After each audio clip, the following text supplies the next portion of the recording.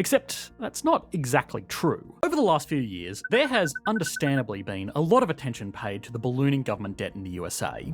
Interest repayments alone are now one of the largest government expenditures in the country, and it only looks to be getting worse. New legislation is projected to only further widen the deficit between government income and spending, which means the rate of debt accumulation will have to increase to accommodate this. Now, the USA is a special economy, which for now at least controls the world's reserve currency, so it has more wiggle room to run these kinds of deficits before getting itself into too much trouble.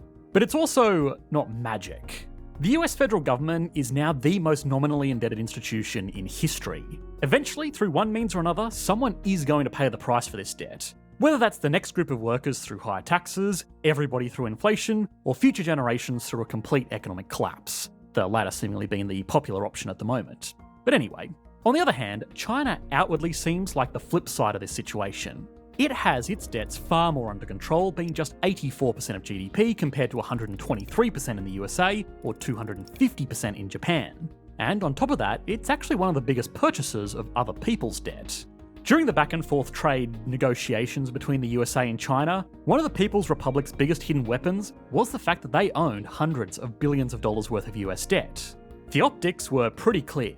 The USA is the borrower taking on more and more debt, and China is the lender saving for the future. Except that's not exactly true. Just a little bit of digging under the surface reveals that China is arguably more indebted than the USA is. And depending on which numbers can be believed, its debt levels could actually be more than 3 times as high.